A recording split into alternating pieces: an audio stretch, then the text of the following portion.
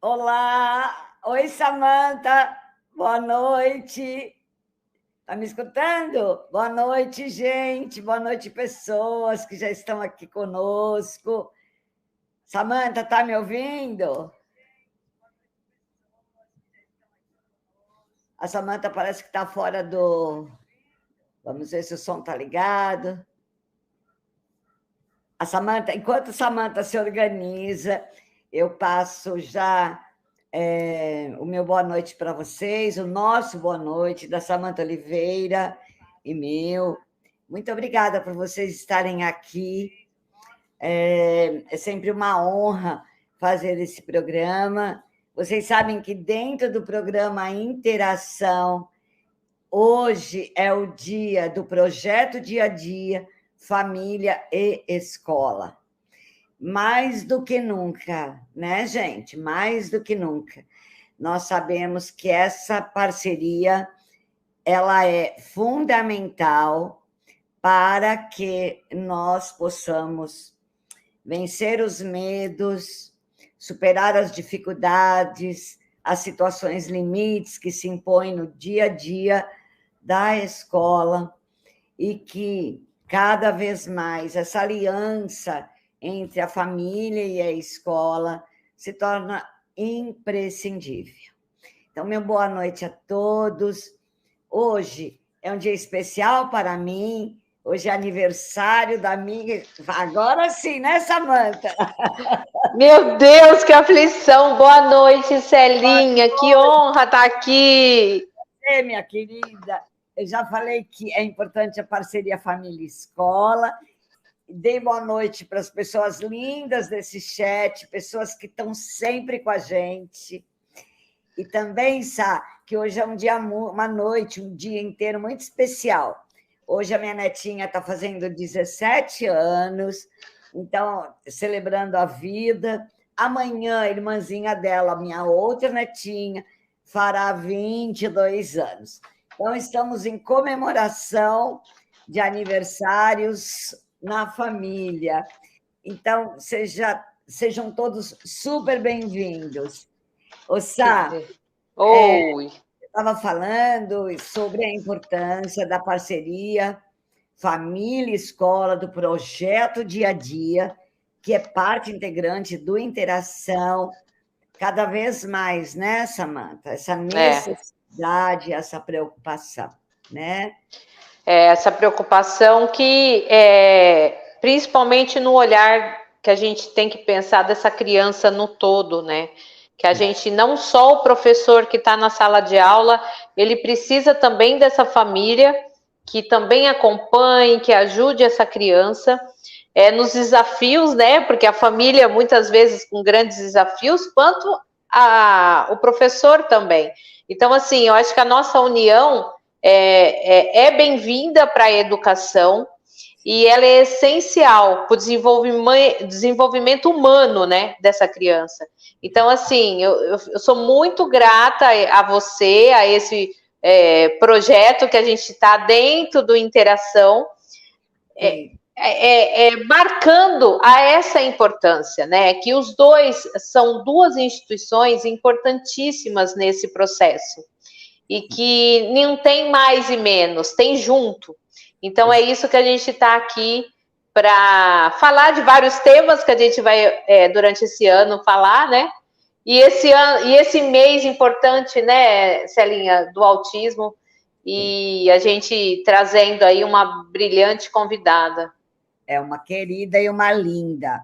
Nós vamos, antes de chamá-la, eu só vou dar um plim-plim bem rápido, para vocês não perderem sala de aula real, como dar conta de incluir a todos, que será com a menina Lígia Pacheco, no dia, acho que é 5 de maio, né, gente? Olha, essa linha está perdida, 5 de maio. E depois, no dia 24 de maio, uma querida também, professora Roselane Pontes, quando suspeitar que algo não vai bem na aprendizagem, são os indícios, né, Samanta? Sim. Sinais. é uma querida que tratará deste tema.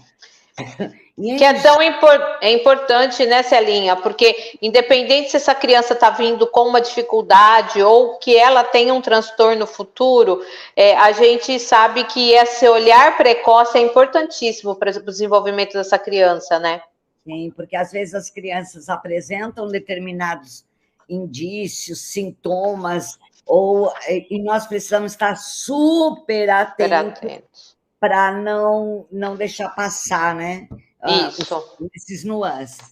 E no dia 14 de junho, que será o programa Práticas Inclusivas, Escola e Diversidade, o discurso da prática e a prática do discurso, com uma pessoa muito querida, que é o professor. Adivinha quem é, Samantha?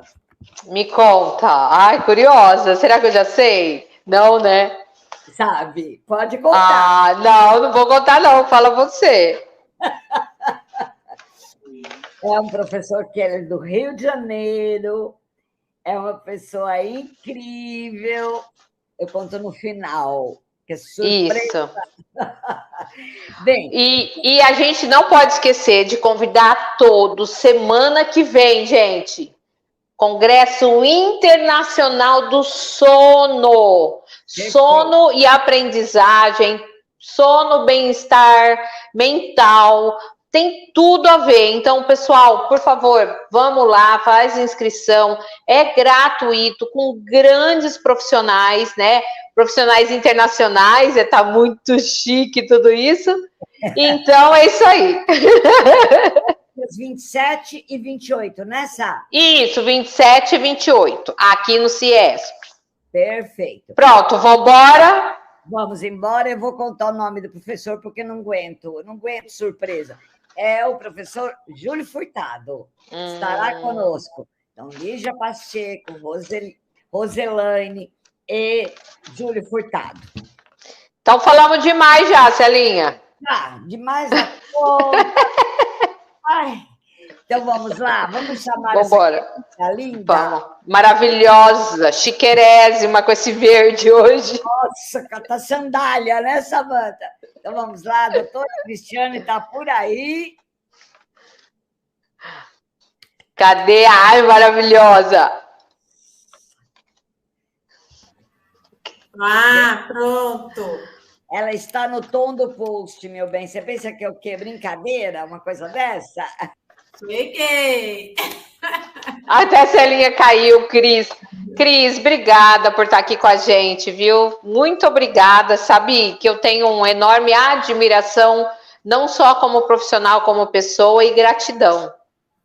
Eu que agradeço a oportunidade de estar aqui, participando desse projeto, que eu tenho acompanhado, tenho visto, e é de uma importância que eu digo que a internet, a pandemia nos proporcionou, né? Um pouquinho, eu digo que a gente tirou essa limonada desse limão pandêmico, que foi esse processo que a gente pode estar juntos, né? De todo lugar do mundo hoje, muito mais prático, né?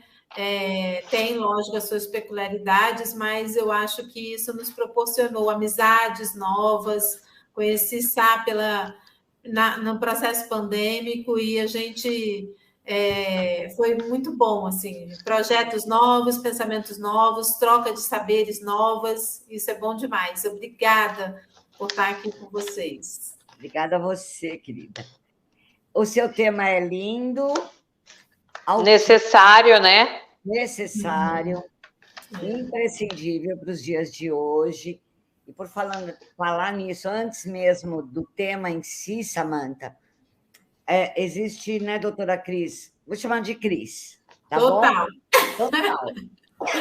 Existe, assim, uma nebulosidade, uma dificuldade, um medo generalizado, porque estamos à véspera do dia 20, que é um dia que está sendo marcado, não se sabe ao certo se é fake news, não se sabe ao certo se isso não é real, mas a gente descobrir a origem de onde saiu toda essa conversa sobre um ataque generalizado.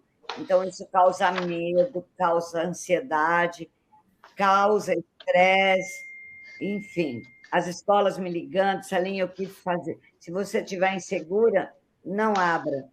E se você se sentir confortável, abra a sua escola. Porque, apesar das supostas ameaças, né, Cris? É preciso que a família e a escola estejam unidas. Nesse momento que a gente não está sabendo direito ao certo para onde caminha essa humanidade, meu Deus, mas uma escola de Celinha e voltou.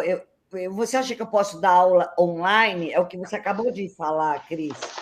Sim, se você puder fazer híbrido, faça híbrido até o dia 30, se for necessário, se você julgar importante. Acho que o mais interessante é que a gente esteja bem, a família e a escola estejam bem para lidar com essas situações limites, que é também, muitas vezes, o caso do autismo, e agora o palco é seu, eu estou só aprendendo por aqui. Primeiro, eu queria ver o pessoal comentando aqui, uma querida que está aqui, que mora no meu coração enorme, que é a Maria do Carmo. Eu mandei para ela. Maria do Carmo, linda, querida, maravilhosa. E ela está aqui me vendo uma responsabilidade ainda maior. Então, é um tema, é um ponto, né, nessa relação família-escola, que eu também tenho falado com as escolas que eu dou consultoria, que a gente tem conversado, né, receber essas famílias, isso já começou, né, de umas 2 semanas atrás, com a questão do acontecido em Blumenau. Então, isso vem se tornando um pouco mais latente daquela data para cá. Então, as escolas receberem essas famílias, né, saber escutar essas angústias, né, saber organizar todas essas angústias e traçar estratégias, né, para esse processo, para responder essas famílias, para elas se unirem, né? Eles se unirem e transformar esse momento que a gente sabe que tem o lado positivo e o lado não tão positivo das redes sociais, que, como você disse, né, é fake news, traz reportagens, aí depois de meia hora já não era assim, não aconteceu assim. Então, é de uma responsabilidade essas informações gigante, né? Então, a insegurança, ela está, né, dentro do processo da família.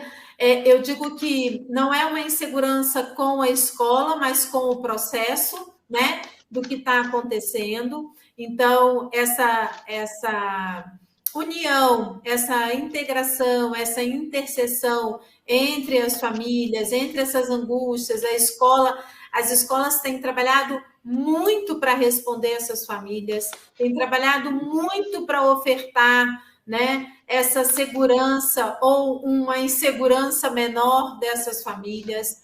Gente que trabalha no muro da escola, né, que trabalha ali, a gente sabe quanto tem sido esses dias de trabalho intenso em relação a esse processo. Então, eu digo que a equipe de gestores tem sido assim bem efetivos, né? Tem conseguido trazer essa efetividade. Muitas mães me perguntando hoje o dia aqui nos atendimentos: você acha que eu devo levar, né? Aqui na clínica, no consultório, você acha que eu devo levar para a escola? Eu faço essa família refletir. O que te angustia, né? Porque não levar, por quê? O que te angustia? O que a escola está te oferecendo como resposta? Você já procurou a resposta com a escola? E aí fazer também refletir, porque às vezes essa angústia né? Ela não sabe nem identificar, né? Só medo, né? E uma amiga hoje postou, uma amiga psicóloga, falando dessa relação do medo. Ninguém tira medo de ninguém, né? A gente identifica os processos, né? E vai aí respondendo essas angústias que trazem para a gente aí essa emoção chamada medo. Então, exatamente. Então eu vejo muito nesse olhar dessa relação muito de levar o que te preocupa, o que te angustia, a escola trazer essa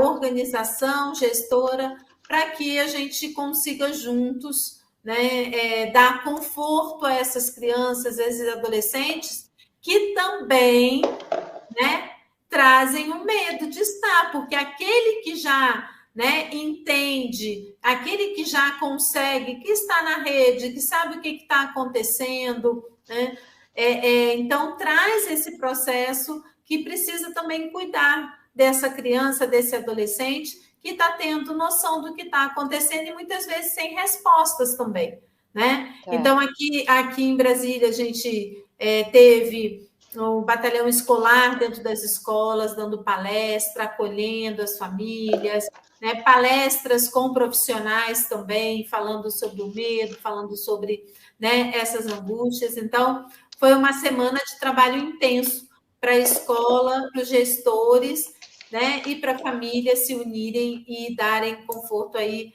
a esse momento que está bem fragilizado, eu digo que para todo mundo. Para todo mundo.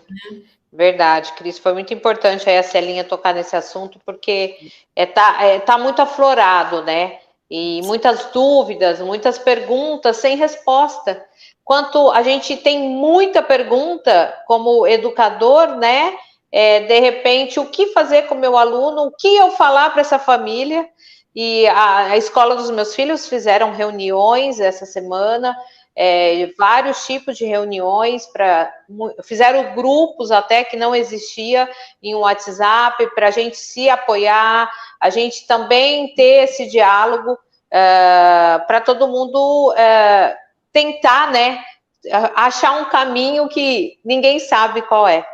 Mas esse vínculo, né, que fortaleceu tanto nesse momento, quanto família e escola, dentro do nosso tema, né, que a gente está aqui para a gente falar sobre o autismo, essa importância também, né, Cris, desse vínculo. Eu queria que você falasse, falou brilhantemente sobre esse percurso que nós estamos passando, mas dentro do nosso tema, eu queria que você falasse também sobre esse desafio, né, e da importância desse vínculo família-escola na criança com autismo. Isso.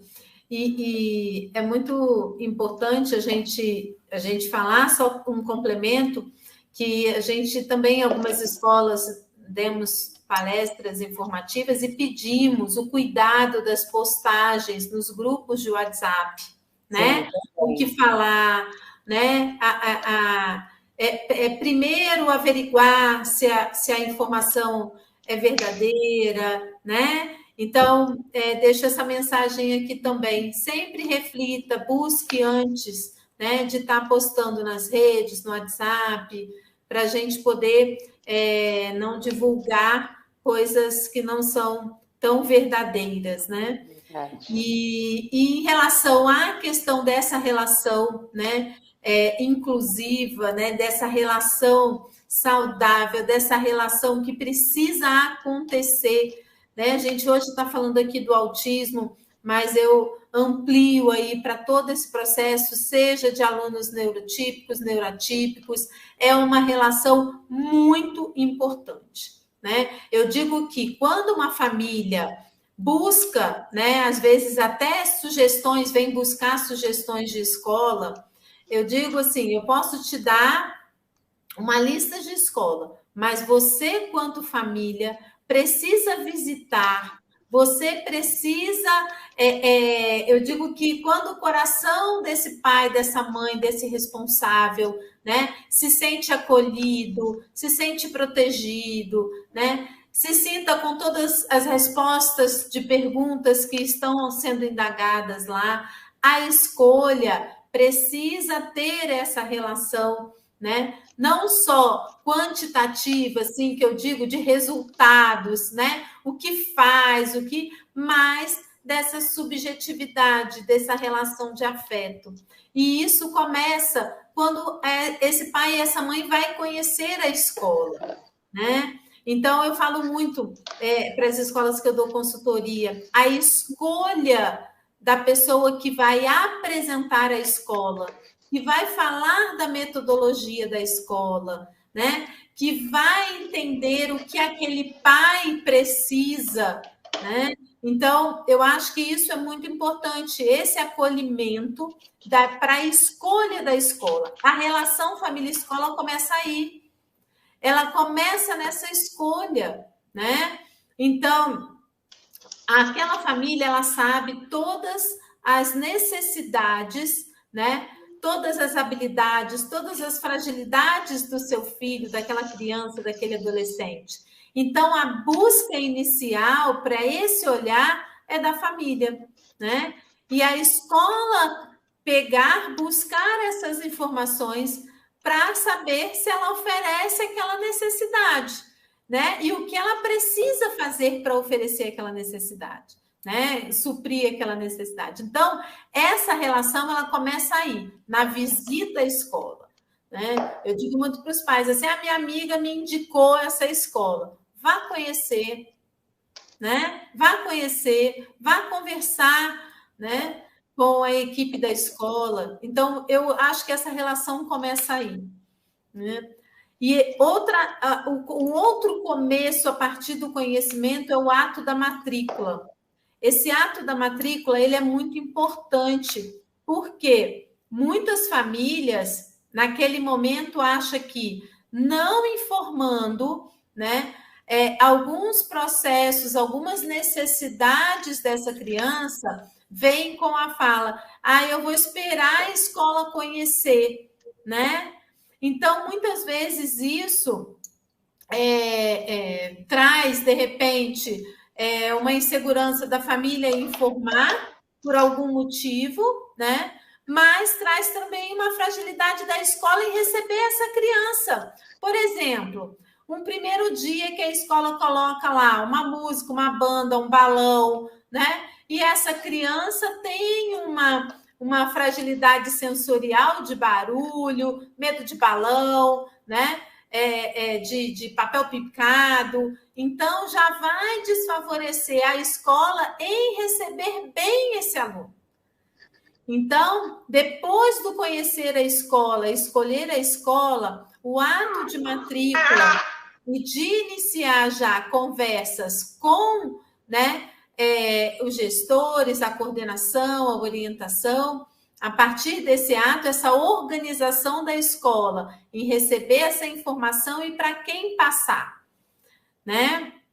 Então, são ações simples, mas que fazem uma diferença nesse processo dia a dia, que vai fazer uma diferença em processo em receber essa criança ou esse adolescente. Então, após essa matrícula, né, quem de direito recebe essa informação para começar a fazer uma organização administrativa e pedagógica para receber esse aluno, né? E um dos processos que eu digo que precisa acontecer, que eu digo que o momento de fazer não é o nosso papo aqui, mas ele vai estar relacionado, o plano educacional individualizado, essas informações já começam a ser importantes para inserir nesse documento. O próximo passo é chamar essa família para conhecer essa criança. Então, ali já se começa esse vínculo entre família e escola.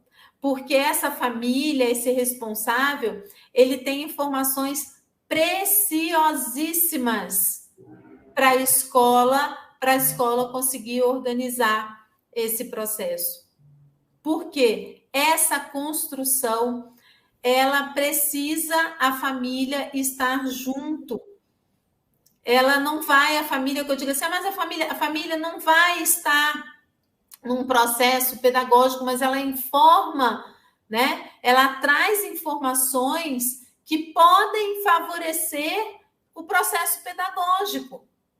Então, eu digo que essa entrevista com essa família precisa estar estruturada, precisa ser feita, né, de uma forma onde buscar informações importantes que vão estar sendo levadas para toda a comunidade escolar, né? Seja o porteiro, seja os tios da cantina, né? O bedel do corredor, as tias do corredor, né? Então, são informações importantes do dia a dia que vão estar favorecendo essa relação.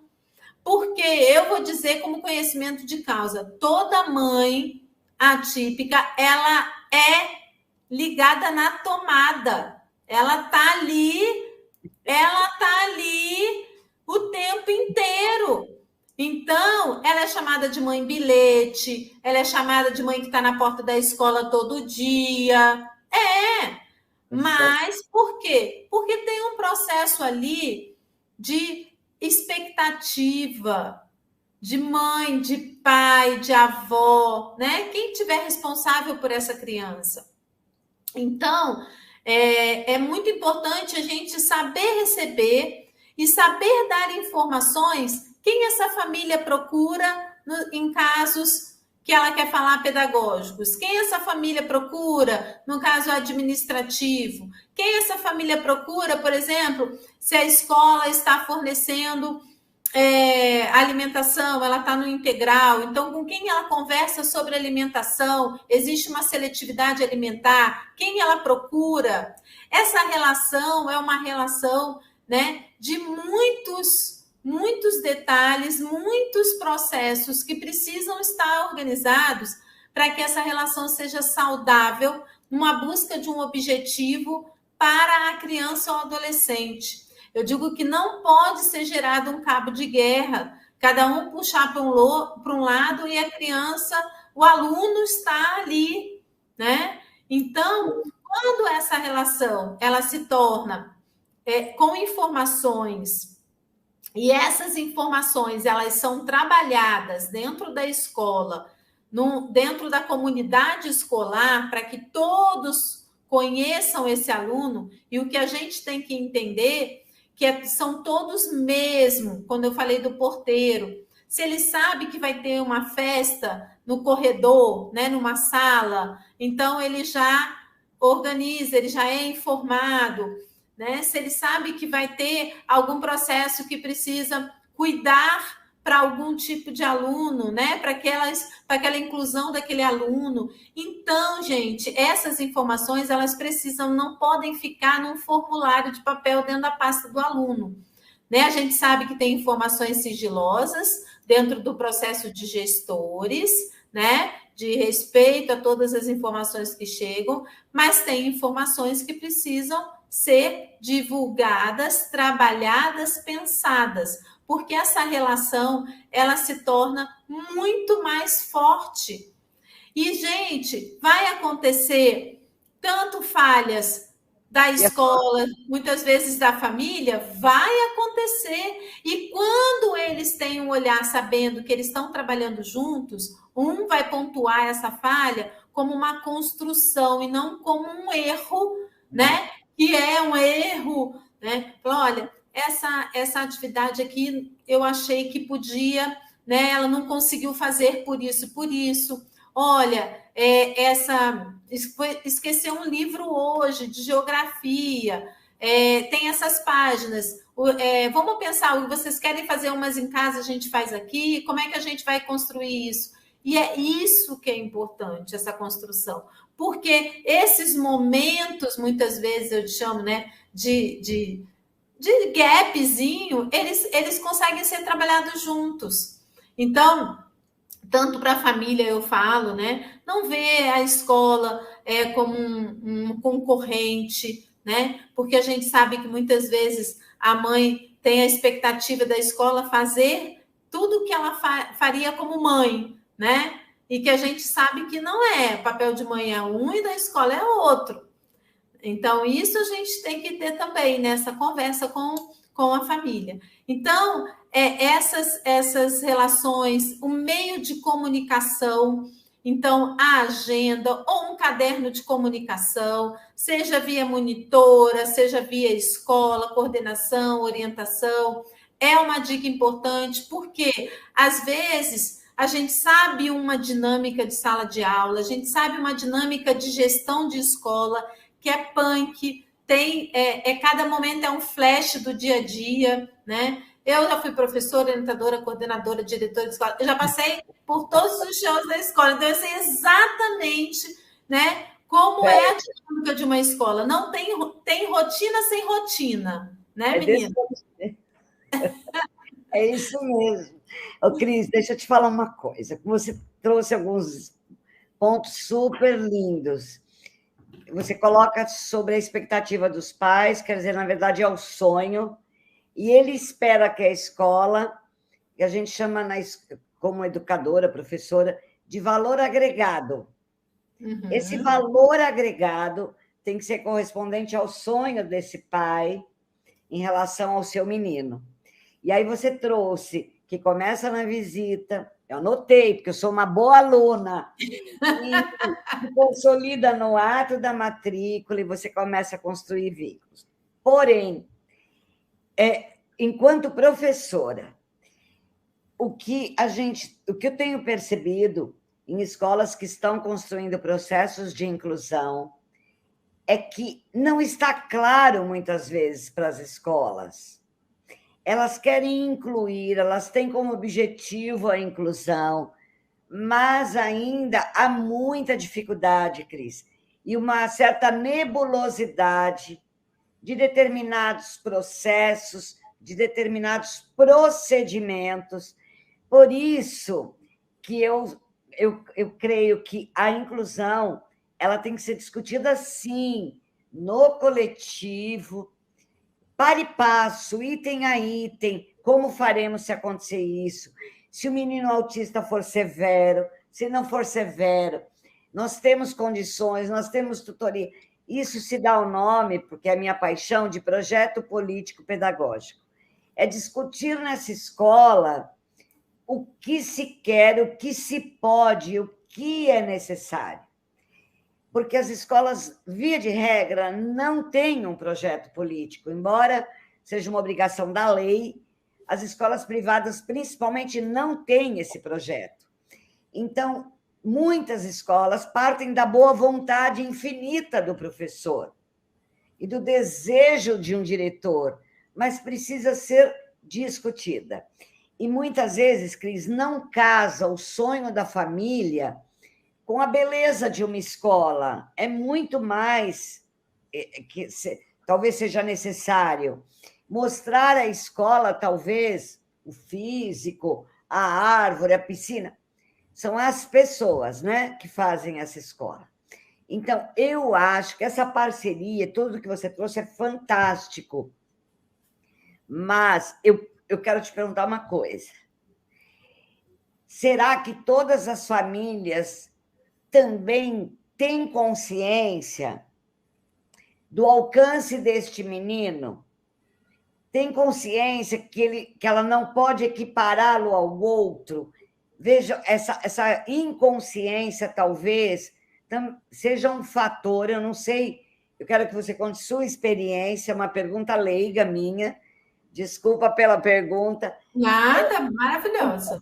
Pode ser um fator de ruptura. O que será que a família pensa? Quanto ela quer que ele se desenvolva? E quanto a escola não combinou como faz? Isso são impedimentos, Cris, em Samanta, o que vocês acham? Quer falar, Sá? Olha, eu vejo que muitas famílias, às vezes, dentro de uma escola, ela já vem com um escudo, né? E aí ela não se abre para eu entender o funcionamento dessa escola. E, por outro lado, também tem muitas escolas que têm um escudo. Poxa, vai vir um aluno autista, o que eu vou encontrar? Será que eu vou ser capaz de chegar nessa família e construir algo com essa criança? Então, assim, eu percebo que a gente tem que analisar muito profundamente tudo isso, porque é uma balança, né? De medos, será que até onde eu posso ir, até onde eu consigo ir? Então, eu vejo muito assim, na verdade eu não respondi nada, mas assim, eu percebo isso. Eu acho que quem tem que responder é a Cris. Muito bonita você, bonita. Antes de você falar, olha só quem está aqui, gente, a Isabel Rocha. Oi, Isabel. Que legal. Aline, gente, Álvaro Gomes é de Portugal, viu, Cris? É. Isabel, te amo, Isabel. Te amo. A Divani, gente, tem gente linda aqui. A Naila, a Lidiane, gente, Álvaro Gomes, Maria do Carmo. Não é o Álvaro que é de Portugal, não, é outro menino, esqueci o nome dele, gente. Muita gente bonita aqui, muito obrigada. O Alberto Campos, que é de Portugal, está aqui juntinho. A Beth Torres, a Carla Malva, gente, que gente linda. Muita gente, ó. Ei, Cris, ó que chique você aqui, hein? Ô, Cris, então, eu falei, não respondi para você responder. Muito obrigada, vamos lá. Vou organizar aí um pouquinho da fala da Celinha com a sua fala, sabe? Tá. Então, eu acho que quando a gente conversa, né, tem essa primeira conversa com a família, uma das perguntas que a gente faz é exatamente se ele já é da escola, já se tem uma conversa de acolhimento, né? Se é um aluno novo, aí já são outras perguntas, outro processo. E uma das questões é essa expectativa desse pai, só que a gente traz como expectativa, né, o que ele pensa, né, escolhendo essa escola, o que ele pensa para esse filho, em termos pedagógicos, sociais, né, então socioemocionais, e a partir daí a gente já começa a conhecer esse olhar dessa família. Naquele momento, se é um aluno novo, a gente não conhece, né? Se é um aluno já da escola, a gente organiza tudo que a gente sabe desse aluno. Então, eu digo que esse feeling desse trato, da expectativa da família, né? De saber o que ele traz como perspectiva, o que ele traz como expectativa, quando a gente tem um bom planejamento, quando a gente tem toda a trajetória desse aluno estruturado e o pai percebe que essa trajetória está desenvolvendo o filho dele, independente dessa expectativa, isso vai diminuindo essa cobrança numa expectativa que essa criança muitas vezes não consegue dar no tempo que a família está como perspectiva e como expectativa. Agora, se ele tem uma expectativa a mais, né? E ela está vendo que a escola está patinando ou não está conseguindo se organizar nesse processo, essa expectativa, ela tem uma mensuração muito mais alta, né? Então, essa estruturação, porque quando você traz o PEI, porque o PEI, essa família, ela precisa conhecer tudo que está sendo feito com esse aluno. Ele é menor e existe um responsável legal. Então, tudo que é feito na escola para esse aluno, né, precisa ser comunicado à família, né? Então, essa expectativa, ela pode se distanciar do processo que esse aluno, né, pode dar naquele momento e no tempo de expectativa da família. Então, essa organização dessa trajetória estruturada, isso, Celinha, traz dosagem, isso por uma experiência que eu vivo isso 25 horas do meu dia, né? Entre essa família e essa escola. Ou isso pode diminuir e eles trabalharem junto, porque a família vai sempre gerar uma expectativa maior. Ela muito difícil com a família subestimar. Sim. Né? Tem umas, mas outros contextos, não é o caso aqui, mas ela vai sempre querer sempre mais, né? E isso é ótimo. Se a gente tiver um olhar nesse processo, isso é muito bom, né? Mas a gente saber organizar essa expectativa. E eu digo uma outra coisa. A gente precisa respeitar o histórico desse pai e dessa mãe, essas crenças, esse momento de luto que às vezes a ela ainda está passando por um laudo, né? E por isso que a gente fala da importância das especialistas junto a uma coordenação e uma orientação, né? Então, de uma psicóloga escolar, de uma psicopedagoga institucional dentro da escola, como consultora, como parceira. Então, essa trajetória estruturada que vai trazer essa expectativa maior ou menor, conforme o que a escola vai estar oferecendo e estruturando para esse aluno, né? E uma outra coisa que você fala da questão da boa vontade dos professores. Isso é um processo que eu digo e que a gente já discutiu, acho que mais 5 ou 6 lives, eu e Samantha, que é a formação. Sim. Não se trabalha boa vontade, né? É um termo que eu não gosto de usar nesse processo educacional, sabe, Celinha? Por quê? Porque eu preciso de um técnico e eu preciso de informações que ele saiba o que está fazendo com a técnica dele. Sim, perfeito. E aí ele precisa buscar, né? Ele não pode ficar esperando, ele precisa buscar. Eu digo hoje, por exemplo, o encontro desse nosso aqui é um mini curso gratuito que ele tem, de troca, de reflexão, de pensamento, de buscar, poxa, eu vou ver como é que acontece a matrícula na minha escola, que informações que tem, né? Sim. Esse envolvimento dele no processo é importante, mas ele só sabe da responsabilidade dele e desse mesmo no processo quando ele tem uma formação, que ele não trabalha com achismo. Claro, né? Claro. Eu só provoquei porque eu sabia... Não, é perfeito, eu adorei. A gente não pode estar só com isso, é isso aqui. É isso, sabe? Então, essa questão, muitas vezes, traz insegurança de atuação para esse docente, para esse professor, né? E o que eu digo assim, exemplo, né? O pessoal tem uma cobrança muito em cima da escola da formação. Legal, eu acho que é importante, mas eu, quanto profissional, o que eu estou buscando? Eu dou muito exemplo, né? Por exemplo, quando você... É que a gente não é acostumada a isso, mas, por exemplo, você vai buscar um médico, estou procurando um cardiologista, eu encontro 2 e vou buscar os 2 currículos, onde um fez a graduação dele e atende, e o outro fez pós, ele participa de congressos, seminários, faz curso de extensão. Que médico que você vai buscar? Claro. Ele não espera a clínica nem o hospital da formação para ele. Sim. Né? Então, a busca de eu me tornar um profissional melhor é minha também. Né?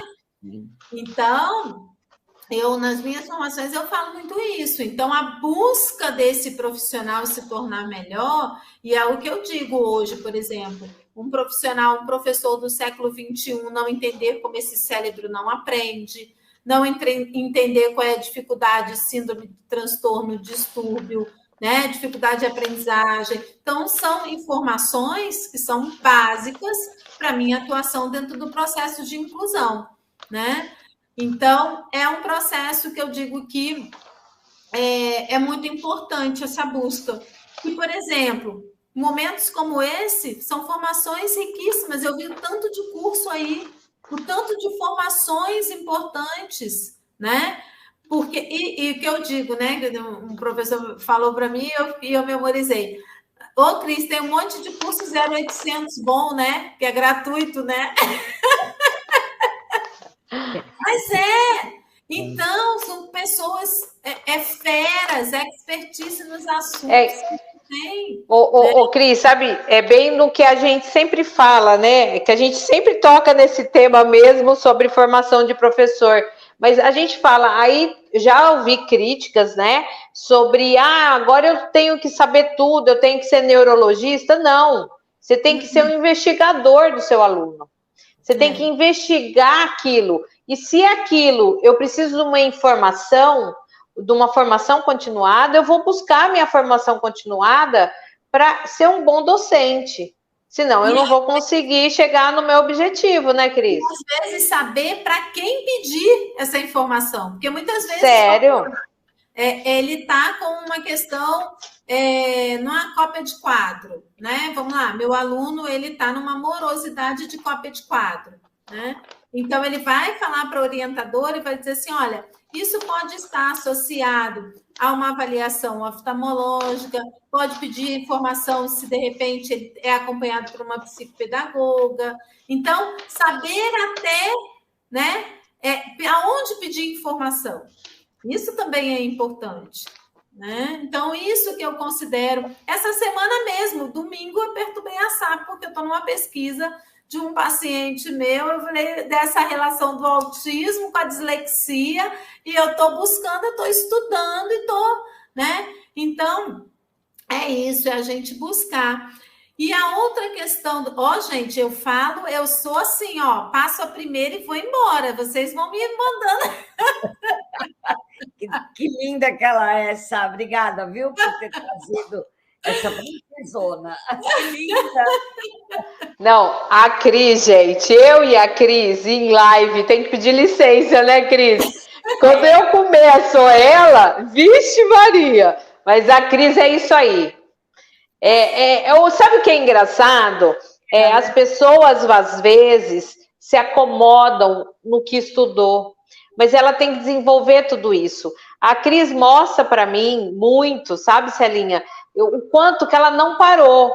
Domingo ela estava estudando e me ligando. Eu falei, Cris, tô no shopping, depois a gente se fala. Mas assim, ela está estudando, sabe? Doutora Cris estudando, que me ajuda, que me dá mentoria, me ligando, pedindo ajuda. Então, assim, isso faz a gente refletir que a gente tem que viver buscando, né? Samanta, ela aprendeu comigo. Sabe qual é o segredo? Eu, com 68, viu, Cris? Para 69 daqui a pouco, vou defender uma tese dia 29 de doutorado. Eu não parei, porque eu acho que isso que move essa inquietude, essa curiosidade. Mas eu quero te fazer uma pergunta dramática. Ai, vai lá, autismo e dislexia, aí ferrou, né, Cris?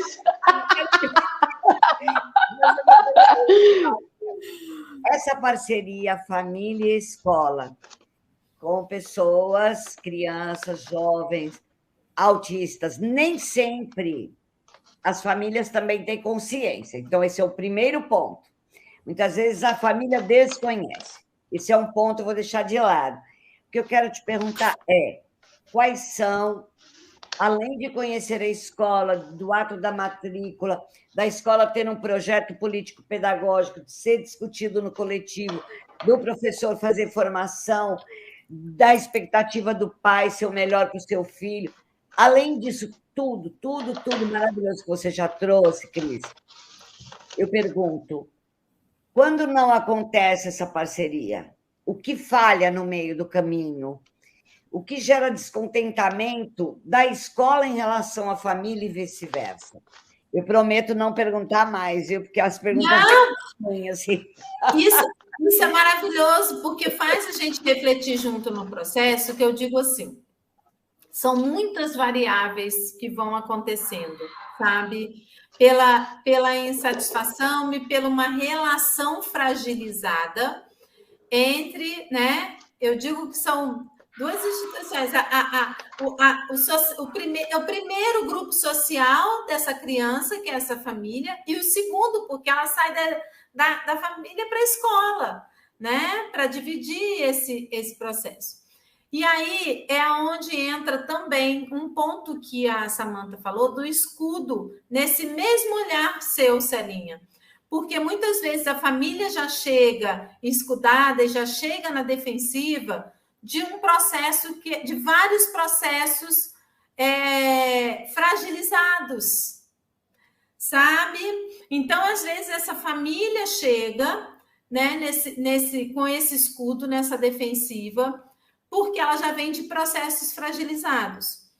E são N variáveis que podem fragilizar essa relação, né? Uma falta de comunicação, né? A via de comunicação, que a gente fala, né? Que é aquele telefone sem fio, né? Que fica, todo mundo fala e ninguém diz nada, né? Ficar sem resposta, a expectativa superior aquele momento, aquela criança ou aquele adolescente pode dar, né? E muitas vezes a família acha que a escola não está fazendo, né?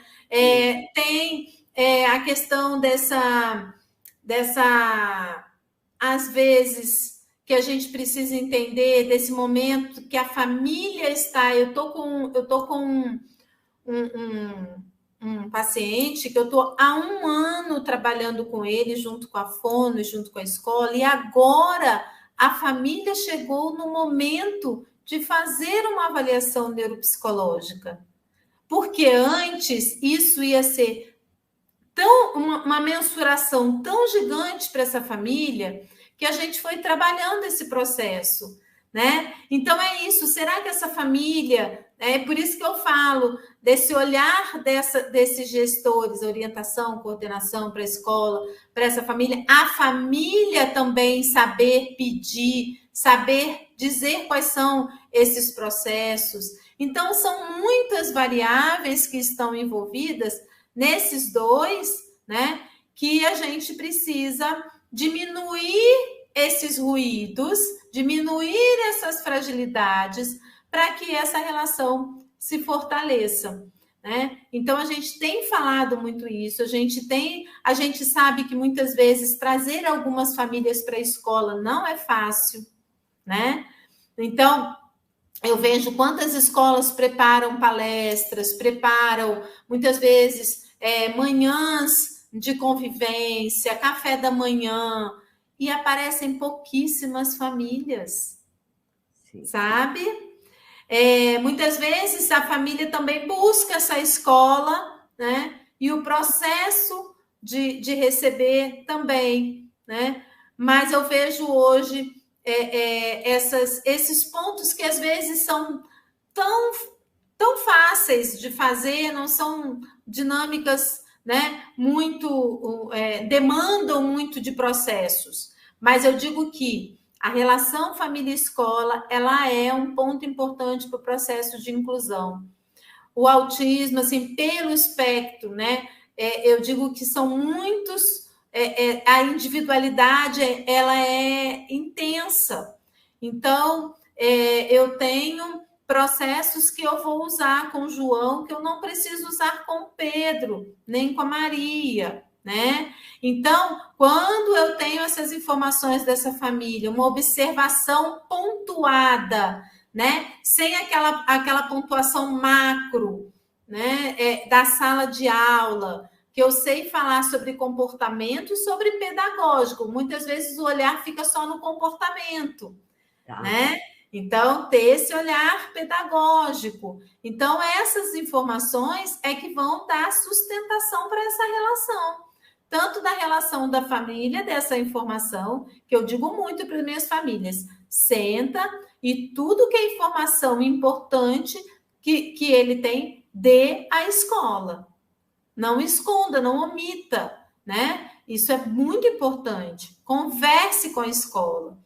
É um parceiro importante. Então, essas variáveis dessa fragilidade dessa relação são muitas, mas que, sendo identificadas, se tem um processo, isso acontece muito menos, sabe, Célia? Muito menos.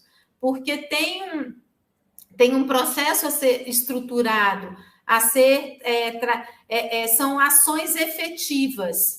Então, isso diminui bastante, mesmo. Essa construção de saberes da inclusão, ela é processual, ela é sistematizado, mesmo com a individualidade. Por exemplo, receber essa família, matrícula, fazer essa entrevista com a família, independente da individualidade. É um processo que tem que acontecer para todos. E isso já vai diminuir muito alguns ruídos, algumas fragilidades, sabe? Sim.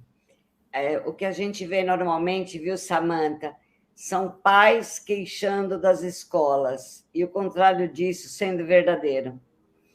A escola diz, o pai não quer, o pai não vem, o pai não sabe, o pai joga tudo em cima da escola, e a família dizendo, é que a escola não cuida do meu filho. Gente, precisa que acho que criar um clima de paz. É o que você trouxe, né, Cris? De harmonia, de entendimento, porque o bem comum se dá nessa harmonia, nessa... Sim. Não é isso, Cris? Nossa, perfeito. Uma relação quando o pai chega angustiado, chega bravo, né? Às vezes ele ser acolhido, te trazer um café, um copo d'água, escutá-lo, né? É o que ele precisa naquele momento. Estou falando por conhecimento de causa. A Cris, além de também ser uma super profissional, é uma mãe, né, de um disléxico. Então, ela sabe, né, todo esse processo. Isso ainda é um outro que agora, com essa busca, né, porque ele é um antigo Asperger, hoje TEA, né, com altas habilidades, tem 25 anos, processo de alfabetização muito difícil. Então, a minha angústia, né, era... Então, até a gente conseguir se organizar, entender um pouquinho o processo, às vezes não é fácil, não é de um dia para o outro, não é um mês, 2 meses, sim, né? É um tempo. E aí, esse tempo também, né? Sabe, tem as famílias também, que a gente sempre só está no foco da criança, né? Mas de tudo que você falou, Cris, nessa grande anamnese, quando a escola se propõe a fazer, ela descobre as dores da família. Sim. Que muitas vezes as dores da família que causa, não gosto dessa palavra problema, mas que causa as dores, as dificuldades dessa criança dentro da escola. Muitas vezes não é da criança, é reflexo da família. E aí que vem essa boa anamnese da escola entender da onde está vindo esse meu aluno. E às vezes orientar essa família, né? Eu digo que no processo de inclusão não existe um verbo nesse processo, que é o julgar, né? Esse verbo não pertence ao processo de inclusão. Então, eu acho que trazer orientações, né? Fazer orientações, e a gente sabe que essa família tem o tempo dela de busca, tem o tempo dela de processo, dessas orientações, saber respeitar, né? Atender, às vezes, mais de uma vez nesse processo. Então, é muito importante isso, para a gente poder conseguir trazer essas informações e acolher essas fragilidades, às vezes, familiares, porque são pais, são responsáveis que têm sua história de vida, né? Têm as suas crenças, e às vezes eles estão pensando que estão contribuindo, e estão de alguma forma, né? Mas que podem melhorar, que podem estar ajustando o processo, estar ouvindo esses especialistas. Então, esse é um processo de anamnese, como você chamou, muito importante, com informações, né, para o institucional, né? Não uma anamnese clínica, mas uma anamnese para o institucional. Sim, então, sim. Isso traz uma gama de informações assim maravilhosas. Maravilhosa. E aí, Celinha, a gente está chegando no fim já. Pois é, menina, e eu caí, subi, caí de novo. Mas tá tudo bem, né? É a internet. Aqui também tá ruim. Às vezes vocês rodam assim para mim. Eu caio, depois eu subo de novo. Ô, Cris, eu acho que está chegando a hora, né, Samanta? Já. Só mais uma coisa, eu jurei que não ia perguntar, mas eu não aguento. Primeiro é que, assim, a sua fala é muito pé no chão, parabéns, eu amei, porque você não fica elucubrando assim, o pé no chão é o dia a dia. Esse é o primeiro ponto, fantástico. Na sua experiência, quais são as maiores dificuldades, além da dor do pai, além, às vezes, do desconhecimento da família, além da falta de formação? O dia a dia não é tão bonito. Você mesmo mencionou de autismo com comorbidades. O que normalmente fragiliza a relação, Cris? Porque tem mãe queixando, tem escola dizendo que o pai não está. Como que a escola pode orientar os pais para que haja uma relação mais inteira deles com os próprios filhos, por exemplo, vivendo atividades lúdicas, sei lá que exemplo pode ser dado, e vice-versa, de como a escola pode ajudar essa família a se perceber. Essas são perguntas que... Então, uma das coisas, eu acho que muitas vezes os apontamentos pedagógicos, né? Os apontamentos, ele vem numa visão, principalmente do autismo, uma visão muito comportamental, né? Então, tem esse processo dessa visão comportamental. E o que eu digo eu preciso saber, eu preciso conhecer o meu aluno no processo aonde ele está, o que ele sabe, e não o que ele não sabe. Porque muitas vezes esse apontamento do que ele não sabe, a família fica flutuando, porque não sabe aonde ele está, né? Então, tem esse processo. Então, o que eu falo se eu tenho essa trajetória pedagógica estruturada, eu sei aonde o meu aluno está pedagogicamente, né? Porque eu dizer para uma mãe assim, olha, ele não sabe divisão, ele não sabe formação frasal, né? Ele está num processo onde ele está na matemática, na soma, na subtração, eu preciso trabalhar agrupamento e desagrupamento. Ele está ali, nesse processo. Então, a gente vai trabalhar assim, assim, assim, assim. Né? Então, isso traz uma organização, né? Que eu posso orientar essa família e aonde ela vai ter essa relação legal. Em casa, você pode trabalhar com o lúdico, você pode trabalhar num processo de mapa mental, porque ele tem uma memória auditiva e uma organização visual boa. Então, eu consigo, se eu tenho essa técnica, se eu tenho essas informações, eu consigo trabalhar com essa família junto comigo, né?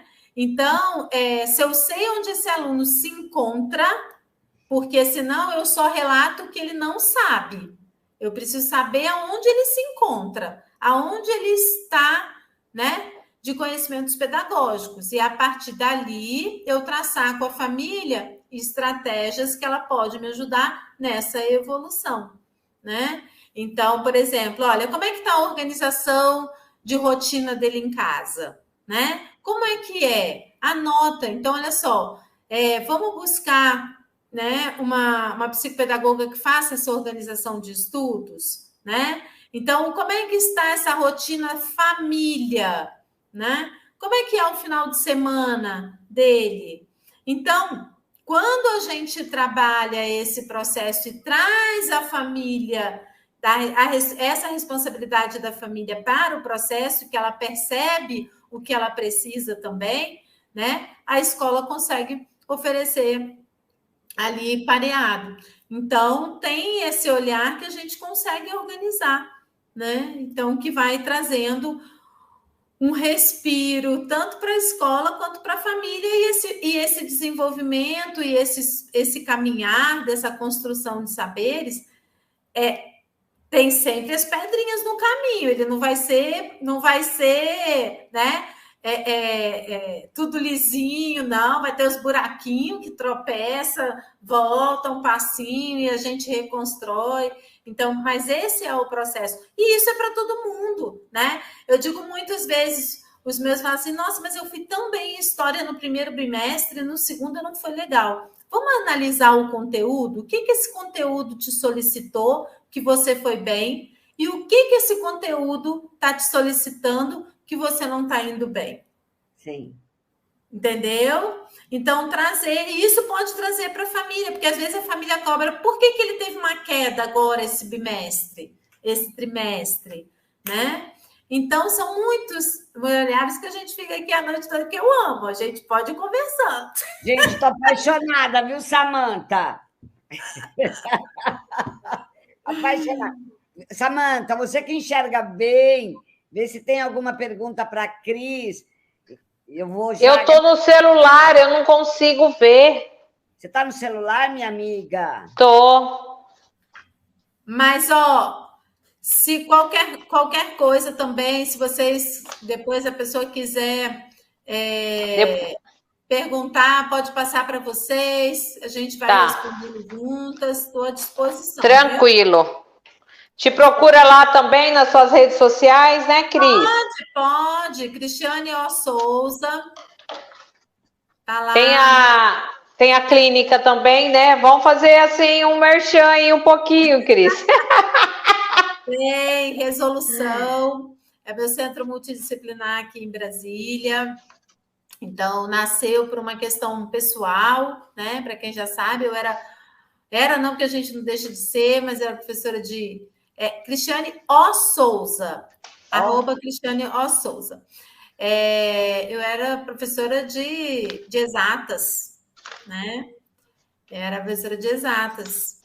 Então, minha formação em química, aula de matemática, de física, e aí recebi um presentezinho, que já está um presentão de 25 anos, e aí fui pedagogia, psicopedagogia, psicomotricidade, que hoje é o dia do psicomotricista, queria deixar aqui meus parabéns a amigos profissionais maravilhosos, né, do Grupo Psicomotricidade Nacional. Do Grupo Psicomotricidade, isso, lindas. E aí fui fazer, aí terminei meu doutorado em 2021 e agora com um pezinho no pós-doc. Eu prometo parar. Eu quero agradecer também a presença de todos, inclusive de Vera Gomes, uma diretora querida que faz parte da minha vida. Cris, Samanta, se tiver perguntas que eu faça... Não, eu tô assim... Eu babo sempre, né, Cris? Mas eu aprendi com a Celinha, eu tô babando. Cris, suas considerações, então. Você disse que nem sempre é fácil, que às vezes pode ter pedras, mas o que é imprescindível para que a família com autismo severo, nível 2, nível 1, com comorbidade, sem comorbidade, realmente faça uma parceria com a escola e vice-versa. Perfeito. Tanto família quanto escola precisa ter o objetivo. O objetivo ser essa criança e esse adolescente, né? O objetivo precisa ser o desenvolvimento, a construção desse saber, a construção desse sujeito de forma integral, né? O objetivo é esse, é a gente pensar como que a gente vai traçar metas, objetivos, estratégias para esse sujeito. E é por isso que eu digo que essa união ela é essencial. Não existe desenvolvimento integral desse sujeito sem essa parceria. Não existe. Que linda. Samanta. Olha, Samanta está muito chata hoje, porque ela está me emprestando um pouquinho da doutora Cristiane, e eu vou. Deixa eu guardar aqui. Ah, tá vendo, doutora? Olha lá. Só um pouquinho. Eu sou ciumenta. Estou percebendo. Não, mas a Cris, gente, ela tem braço para todo mundo. Ah, ela é sensacional. Igual você, Celinha. Tem braço para todo mundo. Aqueles povo, né, Samanta linda? É. O que é esse NP no seu nome, meu bem? NPP? A minha mentora, a doutora Cristiane de Souza, mandou eu pôr. Não é. É que agora terminei minha pós. Agora eu faço parte, né, da Associação Brasileira de Neuropsicopedagogia, com a minha instrutora aqui, minha mestre Cristiane de Souza, que me apoia, me aconselha e tudo mais, né, Cris? Neuropsicopedagoga, uai, se apresentar como tal, né? Tô chique, gente, tô aprendendo. Eu demorei para escrever, mas tô aprendendo. Faz mal, sempre é tempo, né? Eu acho que mais do que o título, sabe o que eu acho? Que é a nossa evolução mesmo. Total. Porque toda vez que a gente se entrega, toda vez que a gente se propõe, isso dá para o nosso ser, para o nosso espírito, a sensação de plenitude. Sim. Quando você busca, né, o conhecimento para saber mais, né? E eu vou viver sábado um desses grandes dias, sabe? Eu sempre falo que o título a mim não diz, mas o tanto que eu fiz, que eu consegui me superar para escrever, porque tenho muita dificuldade, gosto de falar, o tanto que eu evoluí que receberá o nome de doutora Célia Godoy. Não é o título pelo título, é o título pelo que eu consegui, com essa idade, né? Me embrenhar e descobrir, e chorar, e escrever. E assim a gente vai caminhando. Cris. O importante é o processo, é a caminhada. É isso. É bastante complexo, muitas vezes, mas faz parte da nossa própria evolução. Cris, pode fechar. Eu estou encantada. Eu digo que assim, eu digo que esses momentos, né, tanto que eu participo, que eu vejo, né, de outros profissionais, são sementes, né? São sementes que a gente coloca na terra e cada informação dessa, as pessoas podem ir semeando dentro delas. Então, isso vai crescendo conhecimento, vai crescendo segurança em atuações, né? Profissionais, como pais, como profissional, né? Eu vejo esses pais, eles buscam essas informações para fazer cada vez melhor, e aí eles semeiam e eles vão germinando, né? Vão germinando ações, comportamentos, emoções dentro deles. Então, é isso precisa ser falado, isso precisa ser discutido.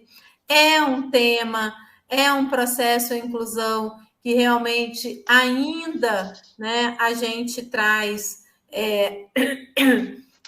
ainda estruturações, processos, mas se não forem discutidos, se não forem refletidos, né, não conseguem ser construídos. Então, eu gostaria de ter deixado aqui muitas sementes, né, para serem germinadas em cada um, né, deles que estão assistindo, que vão assistir depois no YouTube.